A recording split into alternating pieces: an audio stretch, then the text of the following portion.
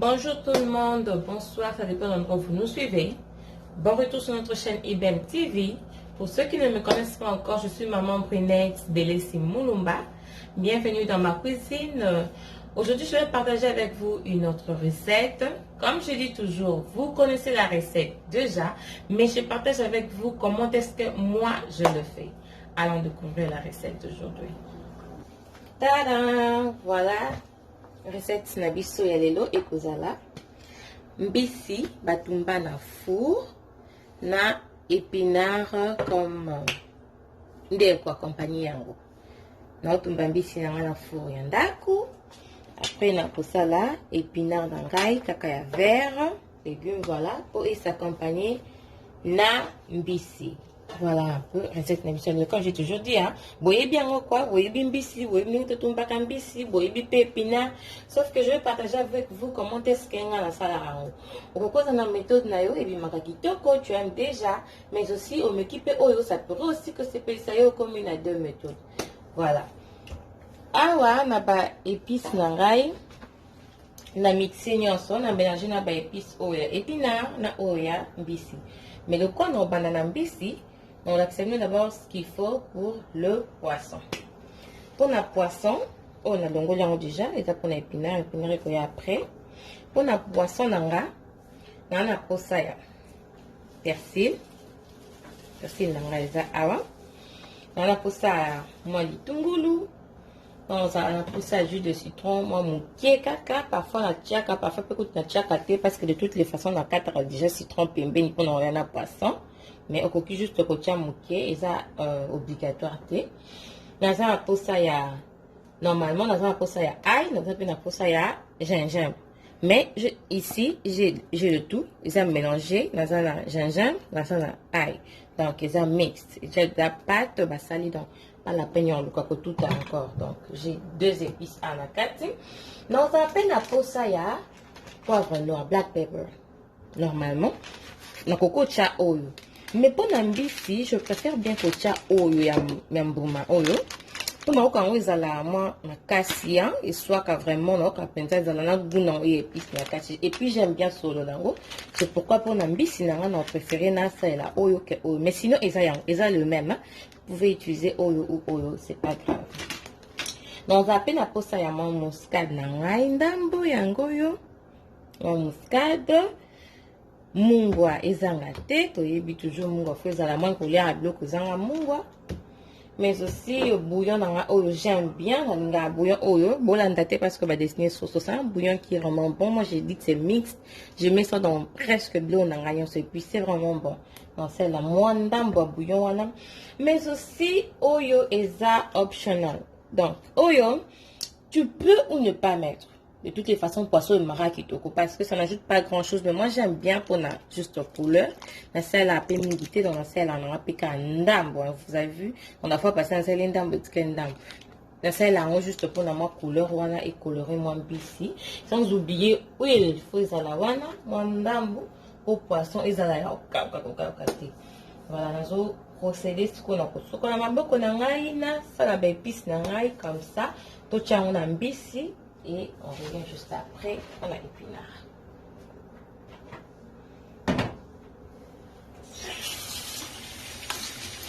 Les mamans et toujours laver les mains avant un colamba. Ils sont ma boque simba un peu tout.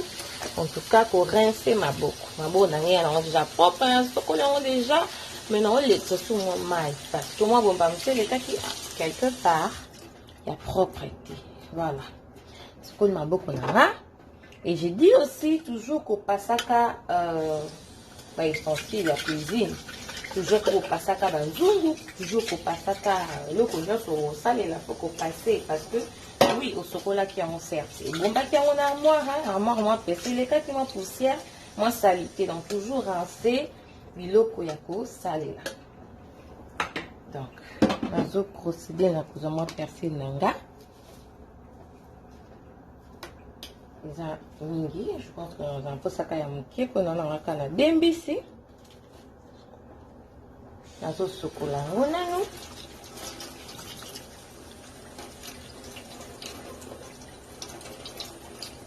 on va faire c'est là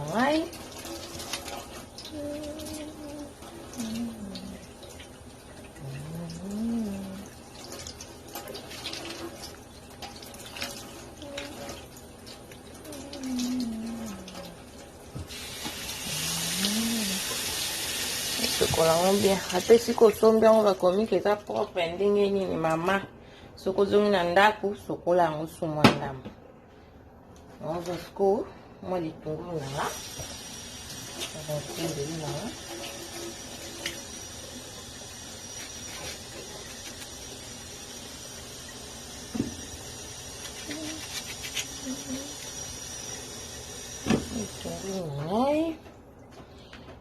Donc, les restes d'épices, on les a en poudre, donc pas la peine, alors au temps, ah, on a chopé mon temps, le basket, on a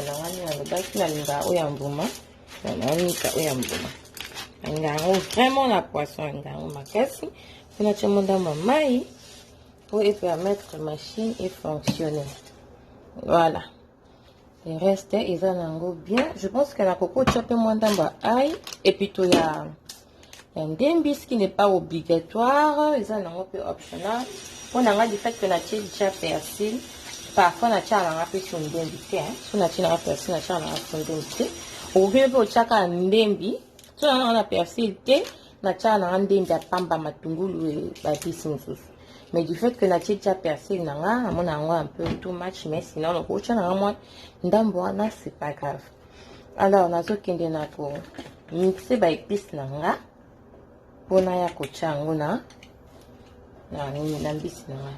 Voilà, na mixé ba épices na ngai nde bozomona yango yo. Voilà, maintenant nazo sangisa yango pona kende kocha yango na mbisi.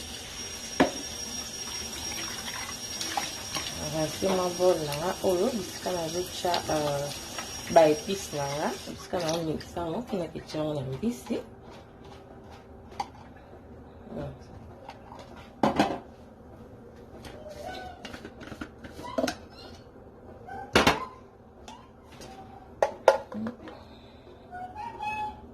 Je vais pisser la maille. Mais c'est bon, c'est pas grave. Ce qu'on a, qui ça, oh, les a déjà.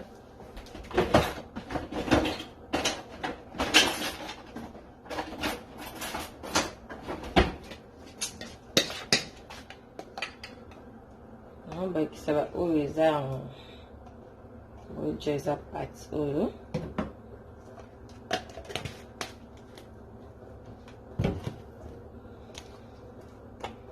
Je mets mon moussade dans la jambe ici. Il est pâté. Hein? Voilà, je peux mettre ça ici.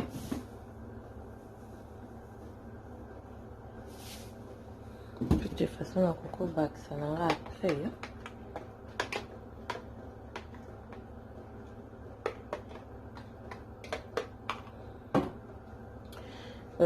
Mon dambo ya bouillon, je peux mettre un coquille soit de côté la 4 ou même que ce soit pas de colombi, si je pense que ça revient au même.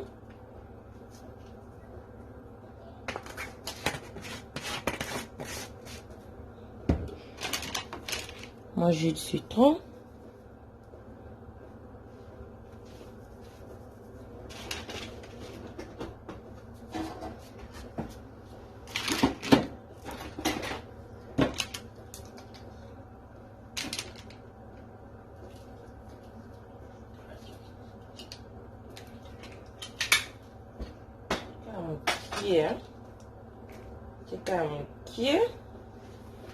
Comme j'ai dit, de toutes les façons, on a 4 citron pembeni, donc ça change pas grand chose. L'oni la jette, je pense huile. Naturellement huile na kati il y a un mélange nanga. Je pense que c'est bon.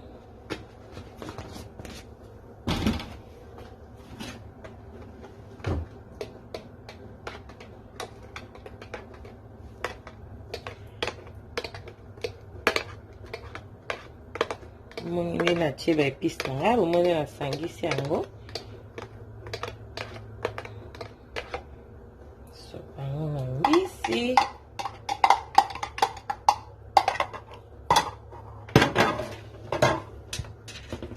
Bandi ko kopakola yango na kati ya mbisi.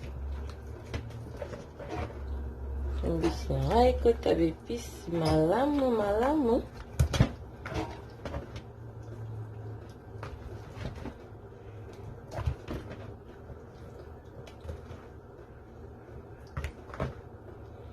Na bosana koyebisa bino ya bokanisaka na sombi mbisi mbamo na tie baepisi. Non, mbisi ezalaki ndenge eyaka wana mobimba na biloko nango nyonso na kati.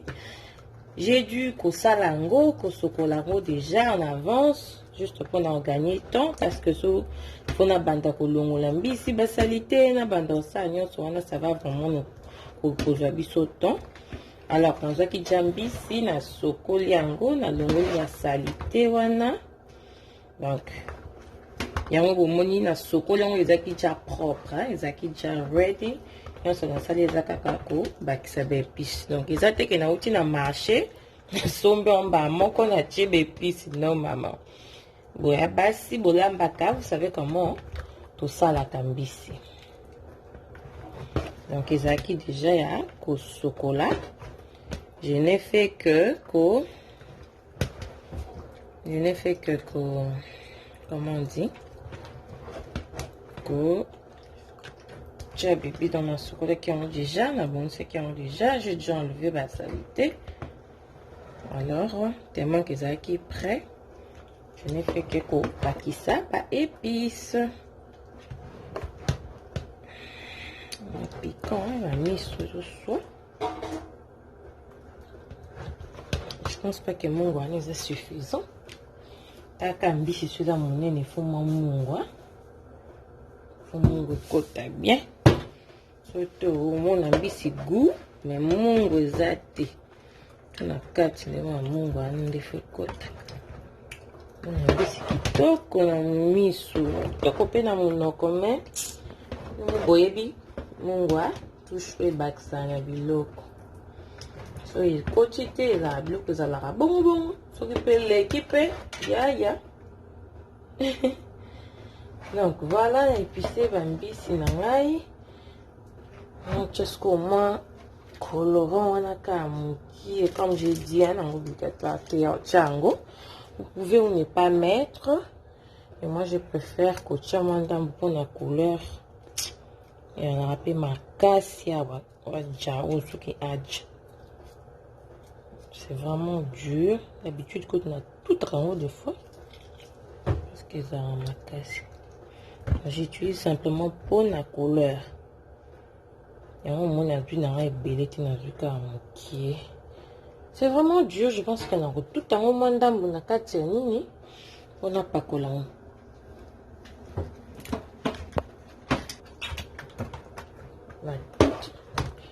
Tout en haut parce que ils a dur, je vous dis, et à ma casse.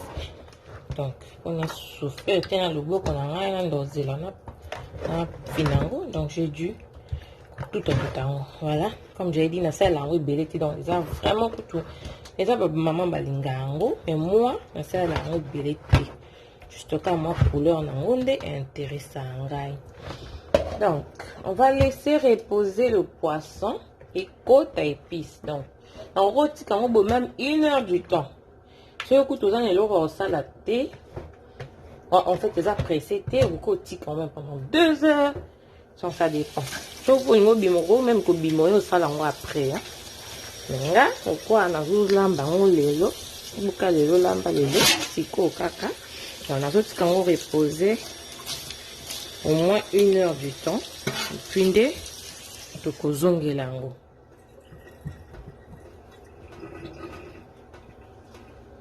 Les qui n'arrivent pas à la mi-balai, ils ont épinards. On retrouve tout ça dans simple comme bonjour, facile. Pour l'embonga, le roi Ndunda, maman balamba Ndunda. Baïbindeni, to lambaka, baïbindeni to lamba Ndunda, donc on ça l'enca bongo. Épinards nangai, je pense que vous voyez bien, il y a un sachet oyo. Et un sachet oyo.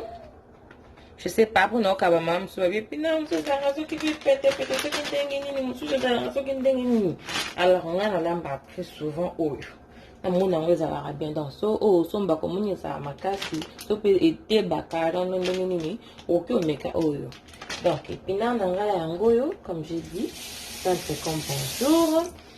On a tout ça pour on a épinard et le conseil que tu as été vendu dans wana kaka na zungu nanga na rince yango na kati. Na rince nzungu nanga na kati. Na chemai. Na ça donc épinard ya vert. Donc, quoi quand le légume vert de tout ça là en haut. Donc na chemai. Na koko chama ya mukie na kochama mingi. On a épices ya épinard. Nana posta ya ndembi. Nana posta ya litungulu. Mususu yangoyo. Nana posta ya poivron. Simplement na mungwa. Mais surtout so na tina nga cube eau de fin na nga mungwa te. Donc na ma huile na ngai. Mais aussi na bosa nilo moko ya mukie.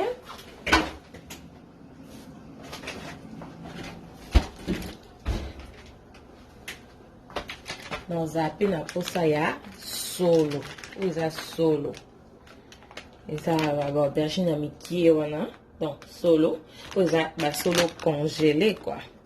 Ils ont souvent de oui puis solo les affaires vert et tout mais en vrai ils ont déjà congelé.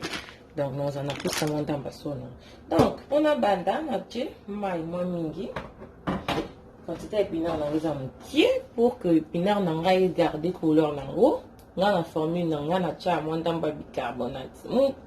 Donc, je dis bien mon qui ma maman me souvient un peu formule, me souvient que aux yeux épinards, tokisi, à l'ignition de ma main avec glace, penza. On met prochainement, et pour le long, on s'en déni na salaka. Des bons, on a beau entendre non, de bicarbonate. Bah, maman. Donc, vous voyez, qui est amoko tu wana kote dindi mwa mingi na obakisa susu mai po eleka mpona lingi te bicarbonate wana eyoka nakotia mai mpenza mwa mingi boye apres nasali nini nazwi nzungu na nga natie na moto na pilisi naotika mai oyo ifo etoka makasi apres momo na ndenge naoya kodindisa ndunda na nga na kati donc naotika mai wana etoka. On revient juste après pour nous tiendre dans la biseau. En attendant, on a profité de la carte poivron, na carte matungulu, na bon sens de la chapka kondunda et vous mettez la carte.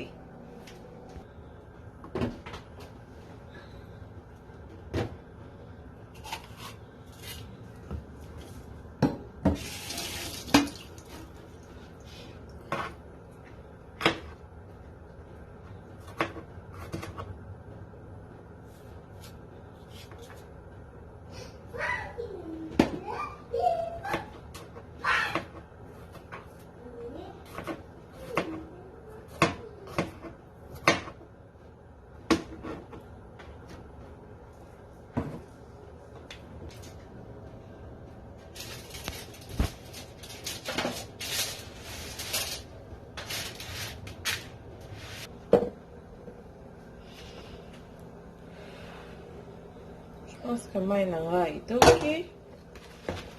On voit qu'il y a épinard nanga. On dit ça la carte. Si nanga l'eau sous j'ai juste mis bicarbonate nanga. Mai est belé. On a la monnaie bicarbonate côté moi mingi donc du coup on a ça qui moi mai. De toute façon on a pour ça mai ok hein. Donc c'est pas grave. Je vais épinard nanga, je vais mettre mon épinard dans l'eau, diminuer ma moto parce que j'ai été pour tout cas. Ce plein d'ingrédients, juste ils ont mon moto là, épinard nanga, donc couvrir un petit kalakaka bongo et voilà un tout petit peu donc et voilà même pas 5 minutes, moins de 5 minutes. Quand on a un peu de sang, on a cassé donc et voilà juste un tout petit peu.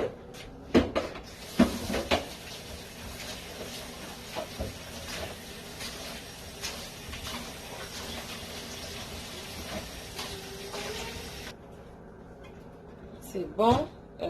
On se connaît que de sopa mai oyo.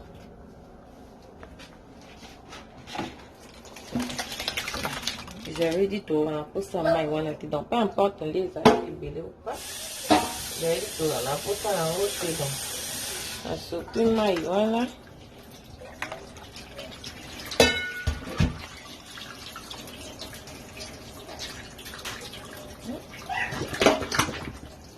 Donc, si on rince on a maï à malou. Parce que je ne veux pas que le bicarbonate soit et au canard. On a checké simplement. D'abord, épinard en haut, déjà là. Et là, ma casse, il va monter, donc c'est pas la peine d'en faire le carbonate et bébé au l'indécent. Pour preuve, n'a quitté qui moto pour que, et non, et tout, quoi. Il garde juste température, voilà. N'a ma bicarbonate, voilà, et quota pour garder couleur. Mais sinon, on passe, on a maille à malili. Je suis en train de rincer, on a maille à malili.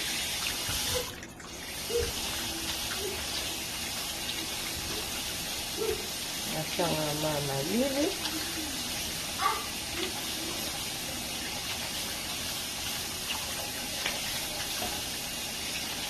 Le carbonate, on a fait complètement.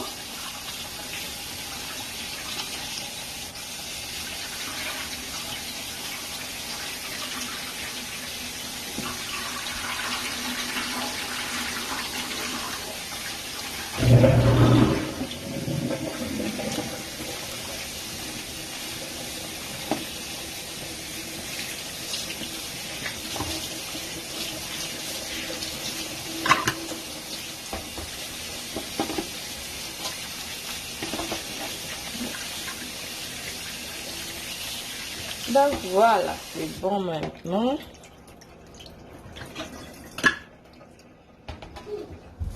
On a eu côté on a rincé on a encore une fois on a monté la procédure pour la préparation il y a des légumes nangai l'épice nangai ça déjà awa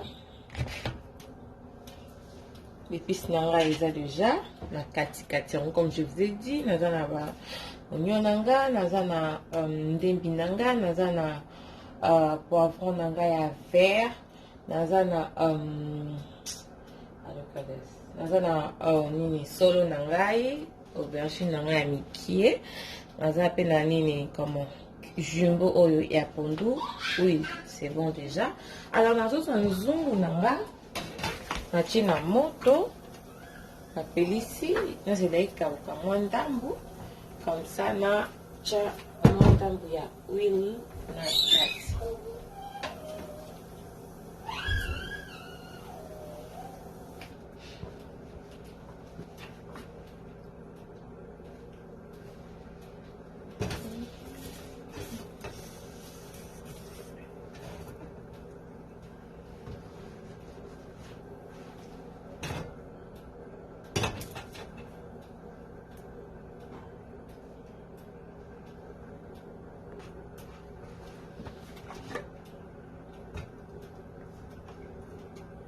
Je monte d'abord l'huile un petit peu.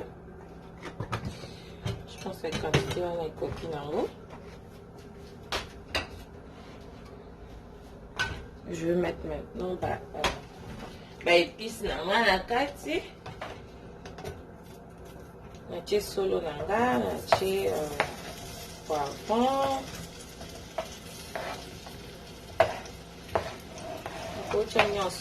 Cube wana jumbo wana vous pouvez mettre comme ça ou même vous pouvez mettre après comme ndunda donc ça change rien du tout donc ceux qui ont des caca ici sauf que de changer juste sauf que là petit avant voilà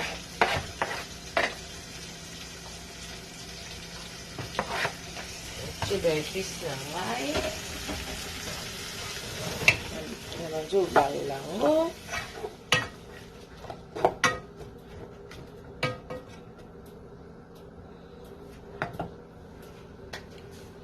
C'est la square bando calme tout petit peu mingi pété juste un tout petit peu avant d'aya kotia légumes dans la carte donc légumes mais ça tellement simple comme bonjour personnellement je n'aime pas trop compliquer légumes alinga kotia bébé na carte ça arrive de fois pour la bango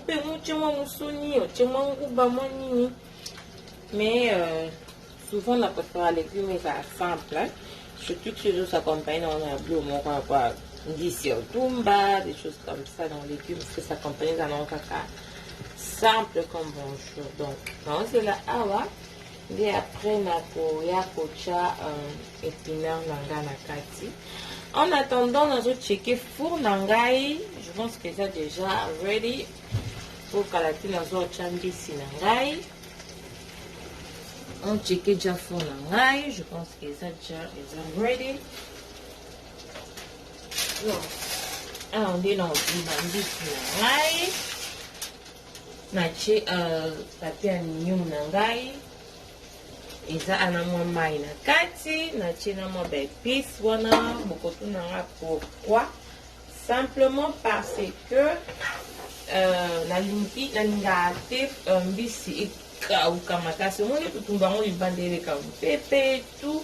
Ezalaka bien mwa mai et tout. Mais awa soko chez mai te otumbi ngo ka bongo, je sais pas par expérience na mona ezala ya okauka makasi. Donc du coup nache mwa mai oyo. Natie bépice on a pas moi solo wana donc ça comme un goût na mbisi mais mai surtout important c'est moi que et conserver température il y a bien la katikuna comme ça tout parvenir ko mbisi et bella mais il kauka makasi. Alors pour que température envoie les cas qu'est-ce que je vais faire? Alors tobola ba c'est ce que je fais souvent. Non tobola comme pepe mai wana to moto to chauffer makasi et ko chauffer pe mai wana to mai zo mata et to garder ma température à kitoko na kati mbisi ebela ndeti ebela te ebina nga ndeti to tungo libanda oleka et kauka makasi pour du fait que tumba mana four eza kanga et souvent epina makasi. Vous allez vous-même voir le résultat. Ya una sala. Pendant on prépare déjà le temps que mbisi nanga voilà na doki na épinard nanga parce que la limite d'épices nanga ezika. Très bientôt nous allons procéder pour la mbisi. On va la épice nanga on est là on va casser on va m'en péter. C'est pas ça, on va faire légumes.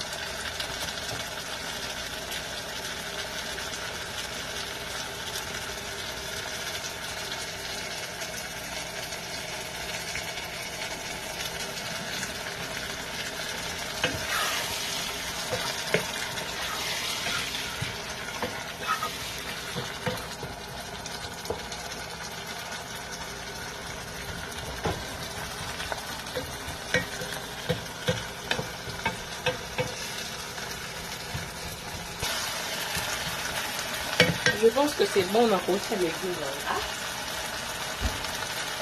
On fait un chocolat. Vous avez vu comment on a chocolat. On reste en gros tout après avoir fait ça. On a maïwana, le bicarbonate. Comme vous pouvez voir, elle l'aime bien que tu vois ma texture. Elle l'aime bien même pas. Donc c'est-à-dire que la maïwana était pour que était bas. Non, pas du tout.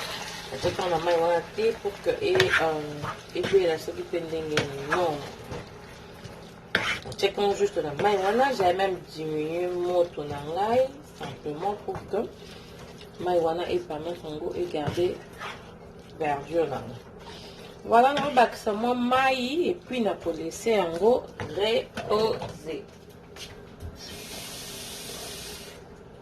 Donc on a les légumes tout sous qui n'a vu sur les légumes comme j'ai dit il a simple comme bonjour. On a un goût tout sous qui n'a vu sur vraiment donc tout ce qu'il nous reste à faire c'est kotia moto na température ya bien kotika yango juste na finika yango te soki te kotela on a finika légumes te parce que non lingi ezala vert donc du coup on finika yango te otika yango kaka boye etoka malembe et puis toyota suite après. Comme vous êtes en train de voir, légumes na biso eza na toka toujours je ça sur ma chance si ekitsa mai ebela déjà très bien mais vous au monde déjà on a qu'un solo kitoko donc tout ce qui est en temps et belle. En attendant mbisi na biso et se reposer déjà et pemi et profiter déjà épices. Je pense qu'il est temps sikoyo poto kende kocha mbisi na biso na four.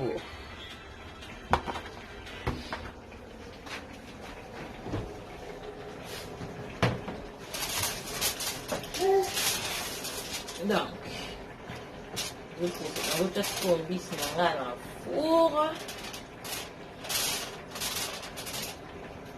Ama mususu babio faut kopelisa four déjà échauffé après kotia mbisi mais comme je dis non ça ndenga na salaka sala ngoka boba maman je pense que ça change rien du tout mais mbisi ezalaka kaka bien donc fi mbisi nanga tia yango wana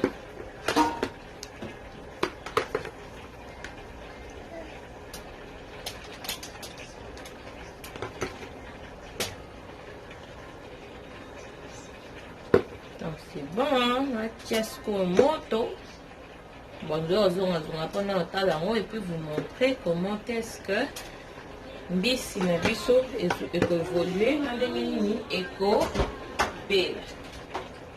Voilà, nazo kanga siko four na ngana tika mbisi na nga et belle. Pour vous sentir mai na se.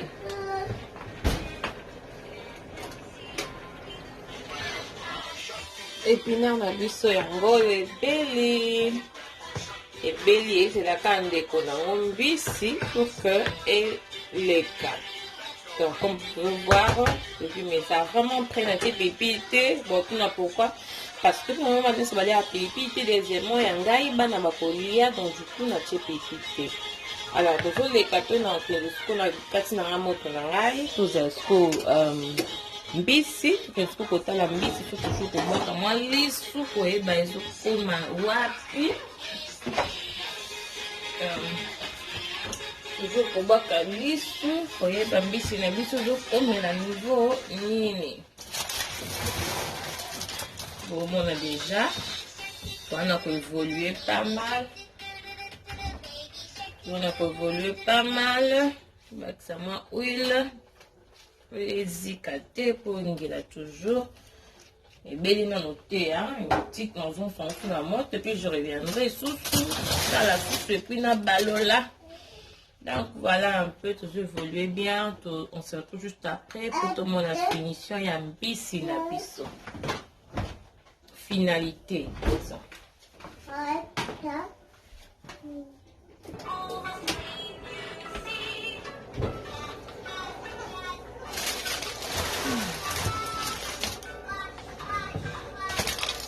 Mbisi na biso ebeli nde bozomona finalité yango oyo mbisi ebeli complètement.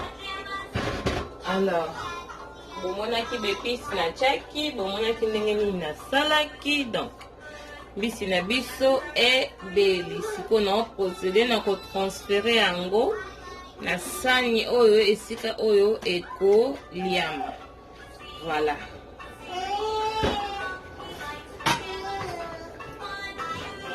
Voilà.